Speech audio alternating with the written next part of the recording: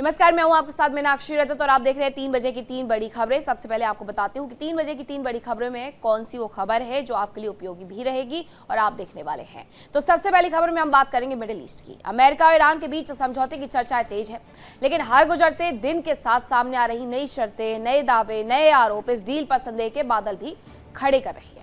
सवाल ये कि क्या तेहरान और वाशिंगटन सचमुच किसी समझौते के करीब है या फिर यह सिर्फ कूटनीतिक दबाव बनाने का खेल है। दूसरी बड़ी खबर के बारे में चर्चा करते हैं। पीएम मोदी का विदेश दौरा है। प्रधानमंत्री फ्रांस और स्लोवाकिया के दौरे पर रवाना हो चुके हैं। फ्रांस में G7 सम्मेलन के दौरान दुनिया की सबसे ताकतवर अर्थव्यवस्थाओं और नेताओं के बीच भारत की आवाज गूंजेगी। सबसे ज्यादा नजरें उस संभावित मुलाकात पर हैं जिसमें पीएम मोदी और अमेरिकी राष्ट्रपति डोनाल्ड ट्रंप आमने सामने हो सकते हैं। तीसरी बड़ी खबर है, भारतीय वायुसेना के AN-32 विमान हादसे में 5 जवान शहीद हुए हैं। उससे जुड़ी हुई जोरहाट एयरफोर्स स्टेशन पर लैंडिंग के दौरान ये क्रैश हुआ। कई गंभीर सवाल भी इसके साथ खड़े हो गए हैं कि आखिरी पलों में आखिरकार हुआ क्या तकनीकी खराबी थी, क्या मौसम ने साथ नहीं दिया या फिर कोई मानवीय चूक हुई। दशकों से भारतीय वायुसेना की रीढ़ माने जाने वाले AN-32 की सुरक्षा और संचालन क्षमता पर अब नई बहस शुरू हो गई है। हादसे की जांच शुरू हो चुकी है, लेकिन देश जानना चाहता है कि आखिर चूक कहां हुई है। तो आज चर्चा होगी पश्चिम एशिया की सियासत पर, वैश्विक मंच पर, भारत की कूटनीति पर और आसमान में हुए उस हादसे पर जिसने कई सवाल खड़े कर दिए हैं। ईरान की डील, मोदी का वैश्विक मिशन और AN-32 क्रैश, तीनों खबरों पर विस्तार से करेंगे बात।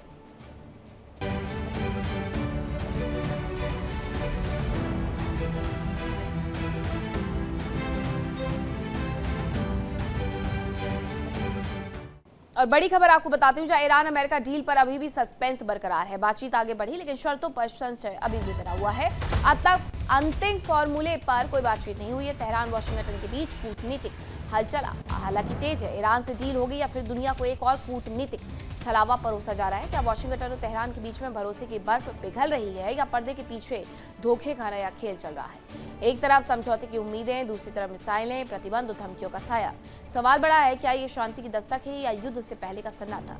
क्या डोनाल्ड ट्रंप प्रशासन सच में डील चाहता है या ईरान को बातचीत के जाल में फंसाने की रणनीति पर काम कर रहा है। और क्या तेहरान भी बातचीत की मेज पर बैठ करके समय खरीद रहा है, ये सबसे बड़ा सवाल है। वहीं इसी से जुड़ी हुई एक और बड़ी खबर आपको बताती हूं, जो अमेरिका ईरान डील पर जो संकट है उसमें इजराइल पर भी बड़े आरोप लग रहे हैं। आरागची ने इजराइल पर बड़ा आरोप लगाया है कि डील नहीं होने देना चाहता है इजराइल। ये उनकी तरफ से अहम बात कही गई है।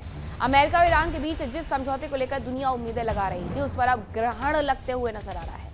एक तरफ बैकडोर डिप्लोमेसी चल रही है, दूसरी तरफ मिसाइलें और ड्रोन आसमान को चीर रहे हैं। तेहरान और वाशिंगटन के बीच में बनने वाली डील को लेकर ईरान के विदेश मंत्री अब्बास अरागची ने बड़ा खुलासा किया। अरागची का दावा है कि इजराइल इस समझौते को पटरी से उतारने की कोशिश कर रहा है और जब तक ईरान की संप्रभुता, हॉर्मुज़ स्ट्रेट और विदेशों में फंसी संपत्तियों जैसे मुद्दों पर ठोस गारंटी नहीं मिलेगी, तब तक कोई अंतिम समझौता संभव नहीं होगा। डील से पहले 5 शर्तें हैं। संप्रभुता का सम्मान जरूरी है, हॉर्मुज़ पर ईरान की भूमिका तय हो, फंसी संपत्तियों की वापसी की मांग की गई है, समुद्री प्रतिबंध खत्म करने का दबाव बनाया जा रहा है और हिजबुल्लाह का साथ नहीं छोड़ेगा ईरान, ये कहा जा रहा है। लेकिन शांति की बात या युद्ध के हालात, उसके बारे में भी जान लीजिए। एक तरफ क्योंकि बातचीत चल रही है तो दूसरी तरफ बमबारी भी चल रही है।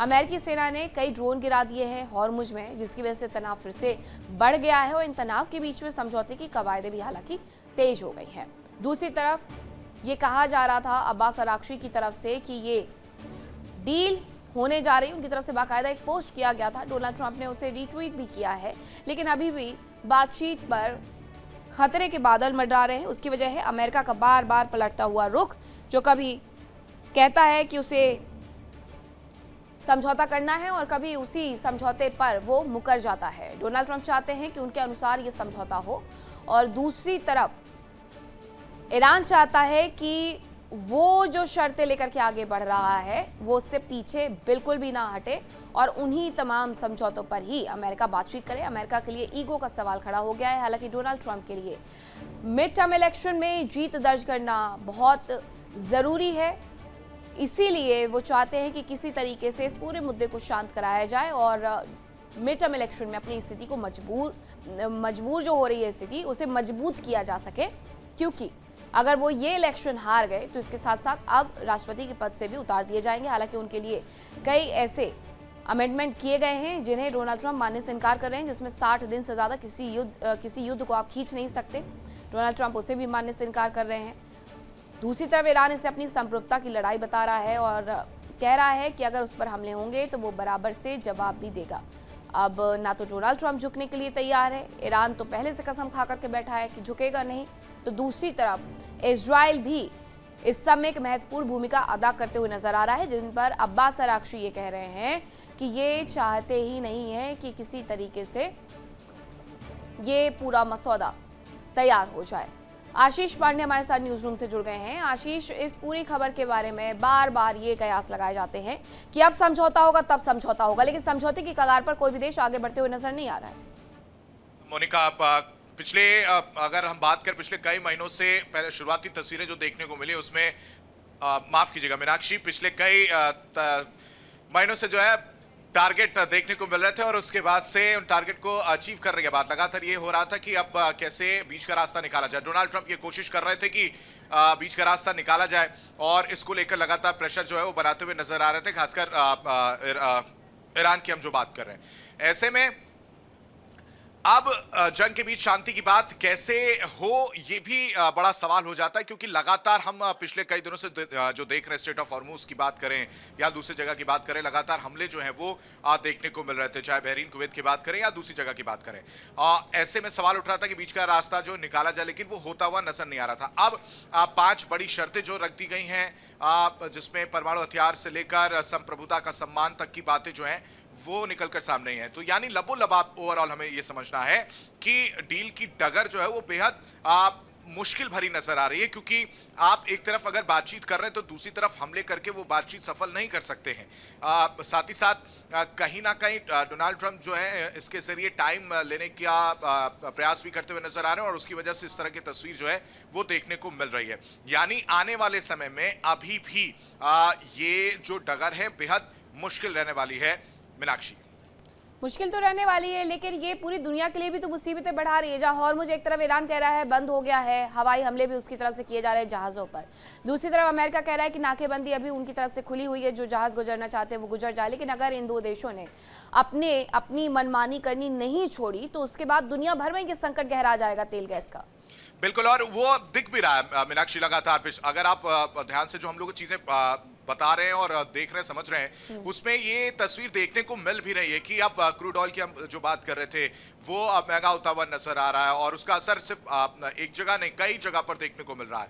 लेकिन जिनको इस मैटर को सॉल्व करना है उनकी भूमिका जो है वो बेहद डोनाल्ड ट्रंप के रवैये की वजह से कह लीजिए या उनके जो दावे निकलकर सामने आते हैं उसकी वजह से हास्यास्पद वर्ड जो शब्द है मैं यूज कर रहा हूं खासकर डोनाल्ड ट्रंप के लिए, इसलिए क्योंकि पहले वो कहते हैं कि आप ईरान मान गया है, फिर कहते हैं कि नहीं अगर ये मेरी बात नहीं मानेंगे तो हमला कर दिया जाएगा, ईरान को नक्शे से मिटाने का काम कर दिया जाएगा, सेना जो है पूरी तरह से खत्म हो गई है। तो उसके बाद से इन सभी चीजों को वो खुद अपना पलटी मारते हुए नजर आते हैं और स्ट्रेट ऑफ हॉर्मुज जिस पर आप ये समझिए कि 20% जो दुनिया है वो निर्भर करती है उस रास्ते पर, उसको पूरी तरह से बंद कर देने के बाद अब कहीं ना कहीं परेशानी बढ़ गई है, खासकर तब जब ये हमले हो रहे हैं। आपको याद हो कि अपाचे पर जब हमले हुआ उसके बाद से फिर अमेरिका ने भी पलटवार किया और उस पलटवार के बाद का नतीजा ये होता है कि ईरान लगातार धमका रहा था, ये चीजें कह रहा था कि अगर ये इस तरह से हमले होते रहे तो वो पलटवार करेगा। ऐसे में उसने स्ट्रेट ऑफ हॉर्मुज को ही अब फिर से एक बार पूरी तरह से बंद कर दिया है, जिसका इंपैक्ट ये रहने वाला आने वाले समय में कि बहुत ज्यादा नुकसान कई देशों को जो है वो उठाना पड़ेगा मीनाक्षी। लेकिन सबसे जरूरी हो जाता है लेबनान को लेकर कहानी है। आशीष, बहुत धन्यवाद आपका तमाम जानकारी के लिए। खबरों में आगे बढ़ेंगे, दूसरी खबर का रुख करेंगे। आपको बताती हूँ प्रधानमंत्री नरेंद्र मोदी फ्रांस और स्लोवाकिया के दौरे पर रवाना हो गए हैं। 2 देशों के दौरे पर रवाना हुए हैं पीएम मोदी, जहां फ्रांस में G7 देशों के सम्मेलन में शामिल होंगे। पीएम मोदी की अमेरिकी राष्ट्रपति से इस दौरान मुलाकात भी होने वाली है। प्रधानमंत्री नरेंद्र मोदी आज अहम दौरे पर फ्रांस स्लोवाकिया के लिए रवाना हो गए हैं। इस यात्रा के दौरान पीएम मोदी वैश्विक कूटनीति के कई बड़े मंचों पर भारत का प्रतिनिधित्व करेंगे। फ्रांस में आयोजित G7 देशों के सम्मेलन में उनकी मौजूदगी पर दुनिया की नजरें रहेंगी, जहां आर्थिक अर्थव्यवस्था, सुरक्षा और रणनीतिक साझेदारी जैसे मुद्दों पर चर्चा होगी। वहीं इस दौरे की सबसे बड़ी चर्चा अमेरिकी राष्ट्रपति के साथ संभावित मुलाकात को लेकर है, जिसे मौजूदा वैश्विक हालात के बीच में बेहद अहम माना जा रहा है। फ्रांस और स्लोवाकिया की यात्रा के जरिए भारत अपने आर्थिक, सामरिक और सांस्कृतिक रिश्तों को नई मजबूती देने की कोशिश करेगा। उस वक्त की तस्वीरें जब प्रधानमंत्री नरेंद्र मोदी रवाना हो रहे थे। सबसे पहले उनके कार्यक्रम के बारे में आपको बताती हूँ। 14 जून को राष्ट्रपति मैक्रो के साथ द्विपक्षीय वार्ता करेंगे।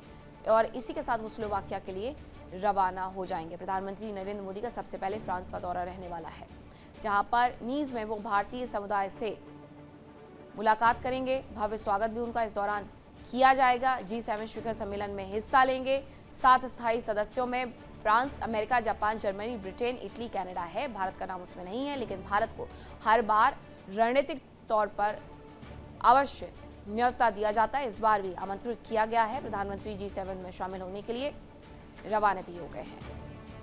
हमारे साथ हमारे सहयोगी सुशील तिवारी जुड़ गए। प्रधानमंत्री नरेंद्र मोदी का ये फ्रांस और स्लोवाकिया का दौरा बहुत अहम रहने वाला है, लेकिन सबसे ज्यादा अहम होगा इस वैश्विक परिवेश में जो बदलाव आया है उसमें डोनाल्ड ट्रंप से मुलाकात।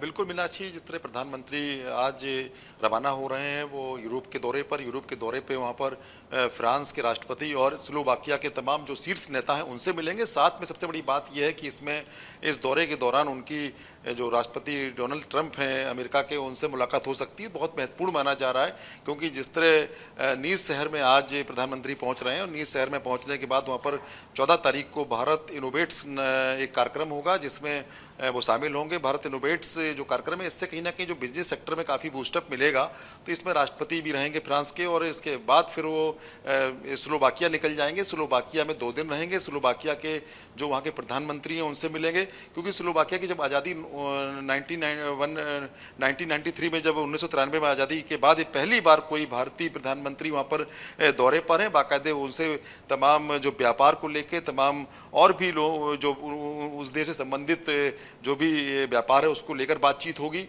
और इसके अलावा फिर 16 और 17 को G7 शिखर सम्मेलन है, उस दौरान जो राष्ट्रपति डोनाल्ड ट्रंप से मुलाकात होनी। ये जो मुलाकात है इसको बहुत ही लोग बड़ी निगाह से देख रहे हैं, क्योंकि इसमें हिंदुस्तान के और साथ में अमेरिका के रिश्ते बहुत प्रगाढ़ होंगे, तो इससे कई मायने इसके निकाले जा रहे हैं। तो मीनाक्षी, बहुत ही इंपॉर्टेंट मुलाकात ये होने वाली है। कहीं ना कहीं इसको देश को फ़ायदा मिलेगा, भारत को फ़ायदा मिलेगा। और 18 को फ्रांस में प्रधानमंत्री वहाँ पर एक टेक्नोलॉजी समिट में शामिल होंगे, और समिट में शामिल होने के बाद हो सकता है वहाँ पर एक संबोधन भी दें, और इसके अलावा वहाँ भारतीयों से भी मिलेंगे। जी मीनाक्षी, भारतीय समुदाय से वो मुलाकात तो जरूर से करते हैं, लेकिन G7 में भारत की सहभागिता जब हर बार हम देखते हैं तो वो वैश्विक लिहाज से बड़े ही मायने रखती है। इस बार G7 कितना खास रहने वाला है भारत के लिहाज से? बिल्कुल मीनाक्षी, G7 इस बार बहुत ही महत्वपूर्ण रहने वाला है, क्योंकि जिस तरह ईरान और इजराइल का युद्ध हुआ है उसके बाद ये पहली बार इस तरह का दौरा है। तो ये बहुत ही महत्वपूर्ण इसलिए माना जा रहा है कि यूरोप संघ के जो देश है उनसे जो संबंध बनेंगे, जो यूरोप का दौरा है उसको भारत को काफ़ी लाभ भी मिलेगा, क्योंकि वहाँ के नेताओं से मुलाकात होगी। क्योंकि जिस तरह फ्रांस के राष्ट्रपति मैक्रों से मुलाकात होगी, साथ में स्लोवाकिया के जो प्रधानमंत्री उनसे मुलाकात होगी, ट्रंप से मुलाकात होगी, तो ये कहीं ना कहीं बहुत ही महत्वपूर्ण माना जा रहा है जो यूरोप का दौरा है। और यूरोपीय संघ काफ़ी नज़दीक आएगा। जो विदेश मंत्रालय है उसका मानना है इससे भारत काफी मजबूत होगा और रिश्ते भी मजबूत होंगे। मीनाक्षी, यूरोपीय संघ की अगर नजदीकियों की बात की जाए तो mother of all deals Europe के साथ हमारी हो चुकी है, और खुद एस जयशंकर भी इस वक्त यूरोप के दौरे पर ही मौजूद हैं। अब प्रधानमंत्री नरेंद्र मोदी भी फ्रांस में जा रहे हैं, स्लोवाकिया जा रहे हैं, यूरोप के ही देशों में उनकी यात्रा रहने वाली है। लेकिन इन सब के बीच में सबकी निगाहें इस बात पर रहेंगी कि भारत, ईरान और इजराइल को लेकर के, अमेरिका को लेकर के ये जो पूरा मिडिल ईस्ट में वॉर छिड़ गया है, वॉर छिड़ी हुई है, उसे लेकर के अपना रुख किस तरीके से स्पष्ट करता है वैश्विक मंच पर। बिल्कुल, बहुत बढ़िया सवाल किया आपने, क्योंकि जिस तरह भारत का रुख एकदम साफ है, क्योंकि शांति कायम करने के लिए भारत ने पहले भी प्रयास किया था, बाकायदा ईरान से भी बात की थी, इजराइल से भी बात की थी। तो भारत के प्रधानमंत्री का रुख यही है कि ये जो युद्ध है खत्म हो, कहीं ना कहीं मिल बैठ के बातचीत हो। तो ये जो दौरा है ये भी बहुत महत्वपूर्ण इसलिए भी हो जाता है क्योंकि ये जो युद्ध जो जिस तरह चला लगातार, जिससे तमाम देशों को नुकसान भी हुआ, काफ़ी जो पेट्रोलियम पदार्थ महंगे हुए, तो कम से कम जब सब मिलजुल के वहाँ पर जब इस तरह बैठ के बात होगी तो उसमें भारत अपना रुख साफ करेगा। और उस भारत का रुख साफ यही है कि सब बैठ के बात हो जाए, शांति वार्ता से हल निकल जाए। तो इसको लेके भी बहुत महत्वपूर्ण दौरा मोदी जी का माना जा रहा है। इसके साथ ही ये दौरा भारतीयों से मुलाकात पर भी टिका रहेगा। भारत के जो लोग वहां पर रहते हैं वो किस तरीके से प्रधानमंत्री के स्वागत के लिए नजर आते हैं। हालांकि कुछ तस्वीरें भी अब सामने आने लगी हैं। ये हालांकि वो तस्वीरें हैं जब फ्रांस के राष्ट्रपति एमैनुअल मैक्रों भारत के दौरे पर थे। प्रधानमंत्री नरेंद्र मोदी के साथ उनकी मुलाकात की गर्मजोशी लगातार नजर आती है और इस बार भी वही गर्मजोशी यहाँ पर नजर आएगी जब द्विपक्षीय वार्ता होगी। सुशील। हाँ बिल्कुल, क्योंकि जो गर्मजोशी जो राष्ट्रपति मैक्रों हैं बाकायदे गर्मजोशी स्वागत भी करते हैं और बाकायदे उनकी मुलाकात भी होगी और उनसे काफ़ी द्विपक्षीय वार्ता भी है। उससे जो भारत फ्रांस के रिश्ते हैं और प्रगाढ़ होंगे। साथ में जो भारतीय समुदाय के लोग हैं वो भी काफ़ी उत्साहित, फ्रांस में जो रहते हैं वो काफ़ी उत्साहित हैं। उनको सीधे संवाद करने का मौका मिलेगा प्रधानमंत्री मोदी से, क्योंकि काफ़ी पसंद करते हैं प्रधानमंत्री मोदी को जो फ्रांस में भारतीय रहते हैं। तो उनको उम्मीद है उनके बीच में जब भारत के प्रधानमंत्री आएंगे तो उनके साथ में एक जो अपनापन है और साथ में जो फ्रांस से रिश्ते मजबूत हो रहे हैं तो कहीं ना कहीं उनको लाभ मिलेगा इसको लेके जो वहाँ फ्रांस में जो भारतीय समुदाय रहता है उसको काफ़ी उत्साहित दिख रहा है। और यहाँ तक कि जो 18 तारीख का दिन है इसके लिए रखा गया है फ्रांस के पेरिस में। जो भारतीय समुदाय के लोग हैं वो बाकायदे प्रधानमंत्री से सीधे बात करेंगे, उनके बीच में प्रधानमंत्री जाएंगे और कहीं ना कहीं उनको काफ़ी उत्साहित भी करेंगे कि वो भारत के अंग, कि अपने देश से दूर रह करके अपने देश के प्रधानमंत्री के साथ मुलाकात करना। बहुत धन्यवाद आपका तमाम जानकारी के लिए। अब खबर आपको असम से बताती हूँ। असम एयरबेस पर दरअसल एक बड़ा हादसा हो गया है। जोरहाट एयरबेस पर वायुसेना का विमान क्रैश हुआ है। लैंडिंग के वक्त आईएएफ के विमान में आग लग गई। ये 2 हिस्सों में बंट गया। एयरबेस पर आईएएफ का AN-32 विमान क्रैश हुआ। हादसे में 5 जवान शहीद हो गए हैं। हालांकि आईएएफ ने विमान क्रैश कैसे हुआ इसके बारे में जांच के लिए जरूर आदेश दे दिए, लेकिन अभी तक कुछ बताया नहीं गया है कि इसके पीछे की वजह क्या रही। असम के जोरहाट एयरफोर्स स्टेशन की ये तस्वीरें हैं। भारतीय वायुसेना का एक AN-32 परिवहन विमान लैंडिंग के दौरान दुर्घटनाग्रस्त हो गया। हादसे में 5 जवान शहीद हो गए। विमान एयरबेस पर उतरने की कोशिश कर रहा था, तभी हादसे का शिकार हो गया। शुरुआती जानकारी के अनुसार ये एक कार्गो विमान था जिसका इस्तेमाल सैन्य सामान और जरूरी सामग्री की ढुलाई के लिए किया जाता है। घटना के बाद मौके पर राहत और जांच का काम जारी है। इंडियन एयरफोर्स ने एक्स पर पोस्ट कर बताया कि आईएएफ का AN-32 एयरक्राफ्ट लैंडिंग के दौरान क्रैश हो गया। इस घटना के कारणों का पता लगाने के लिए जांच कमेटी बना दी गई है। ये तस्वीरें भी सामने आई हैं। ये 2 हिस्सों में बंट गया, ये भी बताया गया, जो आपको तस्वीरों में भी नजर आ जाएगा। और इसके साथ ही विमान में आग लग गई। 5 जवान भी शहीद हो गए हैं। वायुसेना का ये भरोसेमंद ट्रांसपोर्ट विमान था। एक साउंड हुआ था। इस साउंड में एक प्लेन एक्सीडेंट हुआ का बाद हम समझाया। उसमें एयरपोर्ट में कोयला धुआं निकाल कर सारे अंचल बिगड़ रहा है। इसका बाद हम ऊपर में आया, देखा है इसका पायलट था, दो पायलट था। दो इंजन का ये प्लेन था। इसमें दोनों पायलट था। एक पायलट मर गया और दूसरा पायलट वो सिविल अस्पताल में भर्ती करा गया। AN-32 है, हालांकि काफ़ी बुरा सर्विंग विमान इससे माना जाता है। लगभग 4 दशक से ये भारत के लिए सर्व कर रहा था, लेकिन अचानक क्या हुआ आखिरकार इसके बारे में कोई जानकारी फिलहाल तो नहीं मिली है। लेकिन ये ज़रूर आईएएफ की तरफ से कहा गया है कि जांच की जा रही है। और उसके बाद टीम और चालक दल यहाँ पर पहुँचा भी था, जो पूरे मामले की छानबीन करते हुए नजर आ रहे हैं। ये विमान 2 हिस्सों में टूट गया और इसके साथ ही जो 5 जवान थे वो शहीद हो गए हैं। पायलट गंभीर रूप से घायल बताए जा रहे हैं। एक और तस्वीर सामने आई है। जोरहाट एयरफोर्स स्टेशन पर जब ये लैंड करने की कोशिश कर रहा था उस दौरान ये बड़ा हादसा हुआ है। और ये जो तस्वीरें आप देख रहे हैं ये दूर से ली गई तस्वीरें हैं, लेकिन आग लगने के बाद जो धुएं का गुबार है वो ये सुनिश्चित करता है कि ये हादसा बेहद ही भयावह था। छोटे रनवे का ये बड़ा खिलाड़ी माना जाता है। दुर्गम इलाकों का वर्क हॉर्स है। भारतीय वायुसेना की रसद रीढ़ भी है और ऊंचे हिमालय में भी दमदार उड़ान भरता है। रितु हमारे साथ न्यूज रूम से जुड़ गई हैं। रितु, AN-32 जिस तरीके से क्रैश हुआ है उसके बारे में कोई जानकारी तो नहीं मिली है, लेकिन ये घटना बेहद दुखद रही। बिल्कुल मीनाक्षी, और सबसे ज्यादा अहम हो जाता है इन दुर्घटनाओं को लेकर के जो ट्रैक रिकॉर्ड सामने आता है। अभी तक अगर देखा जाए तो AN-32 विमान सबसे ज्यादा इस्तेमाल किए जाने वाले विमान होते हैं, लेकिन इस बीच जो पूरा रिकॉर्ड है 22 अभी तक ऐसी दुर्घटनाएं पहले ही हो चुकी है। 2025 में अभी ताज़ा तरीन जो सबसे जो है घटना सामने आई थी 2025 के दौरान, जब वो AN-32 विमान जो है वो क्रैश हुआ था। अब ये एक बार फिर से तस्वीर सामने आ रही है। रही है। हालांकि अभी डिटेल्स क्या कुछ है वो क्लियर नहीं हुई है। तकनीकी गड़बड़ी किस तरीके की रही है और वायुसेना का ये सबसे ज़्यादा कहा जाए ट्रस्टी पूरी तरीके से सिस्टम रहता है। अभी तक अगर इस्तेमाल की बात करें सबसे ज़्यादा यूज़ किया जाने वाला ये पूरा सिस्टम होता है। लेकिन अगर जोराहट में विमान हादसा होता है और इसके पीछे तकनीकी खामी वजह सामने आती है, निश्चित रूप में इसे भी देखना बेहद ज़रूरी होगा और इस पर भी चर्चा किया जाना भी इम्पोर्टेंट है। रनवे पर जैसे ही बताया गया कि दुर्घटना उस दौरान हुई जब वो रनवे पर लैंडिंग कर रहा था।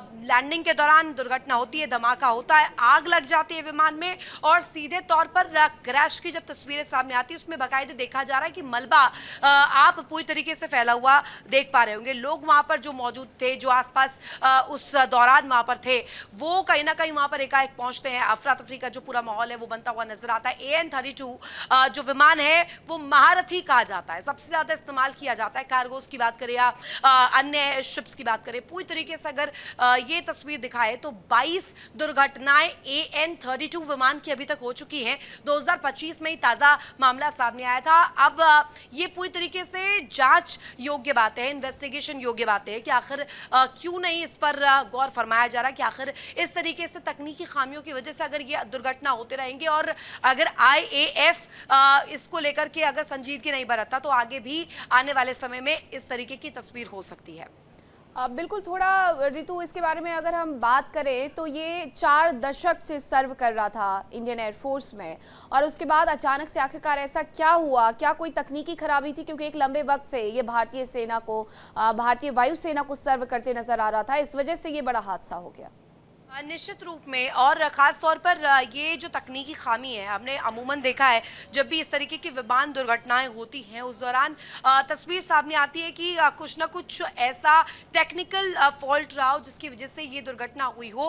अभी इस घटना को लेकर के कोई ऐसा क्लियर इन्फॉर्मेशन, क्लियर तस्वीर नहीं आई है सामने। देखने वाली बात होगी कि आखिर क्या इन्वेस्टिगेशन में सामने आता है। बहरहाल अगर कहा जाए इस पूरी दुर्घटना के बारे में तो अभी इन्वेस्टिगेशन भी इसी पार्ट हो रही है कि तकनीकी फॉल्ट रहा कहां पर, क्या समय रहते इसको जब निश्चित रूप में अगर हम देखेंगे तो विमान दुर्घटनाओं से पहले ही एक SOS कॉल होता है, इमरजेंसी बटन होता है, एक SOS सिस्टम होता है जो एक्टिवेट हो जाता है। अगर उसको एक दफा एक्टिवेट किया जाए तो पायलट और को पायलट्स की जिंदगी बच सकती है, जो भी उस दौरान उस विमान पर मौजूद लोग रहते हैं उनकी जिंदगी बच सकती है। लेकिन वो SOS कॉल कहां आंसर नहीं हुआ, टेक्निकल ग्लिच जरूर था, फॉल्ट या फिर उसका मौका भी मिला या नहीं मिला, क्योंकि रनवे पर लैंडिंग के दौरान ये हादसा हुआ है, यानी लैंडिंग के वक्त ही कोई खराबी आई होगी। बहुत धन्यवाद ऋतु आपका तमाम जानकारी के लिए। हालांकि जांच के आदेश जारी कर दिए गए हैं। अब एक और बड़ी खबर आपको बताती हूं जहां ममता को बड़ा झटका लग सकता है और एक और बड़े झटके के तौर पर आपको बता दूं कि भूपेंद्र यादव के घर सुदीप बंदोपाध्याय पहुंच गए हैं। बीजेपी में शामिल हो सकते हैं सुदीप बंदोपाध्याय। अभी तक MLA से लेकर के MPs तक सभी पार्टी छोड़ते हुए नजर आ रहे हैं। एक के बाद एक ममता बनर्जी की पार्टी में बगावत के सुर देखने को मिल रहे हैं। ऐसे में कुछ और नाम भी जुड़ रहे हैं। संदीप बंदोपाध्याय का नाम बताया जा रहा है कि एक और झटका संदीप बंदोपाध्याय दे सकते हैं, जो कि मुलाकात करने के लिए भूपेंद्र यादव के घर पहुंच गए हैं और ये स्थिति नजर आ रही है कि अब वो भी बीजेपी में शामिल हो सकते हैं। TMC के तमाम MP MLAs पार्टी छोड़ करके या तो एक नई TMC का गठन करते हुए दावा कर रहे हैं कि यही TMC है या फिर बीजेपी में शामिल होने की उनकी अटकलें तेज होते जा रही है। ये लिस्ट और ये नाम सिर्फ और सिर्फ बढ़ते हुए नजर आ रहे हैं। ये उस वक्त की तस्वीरें हैं जब वो भूपेंद्र यादव के घर पहुंचे हुए थे।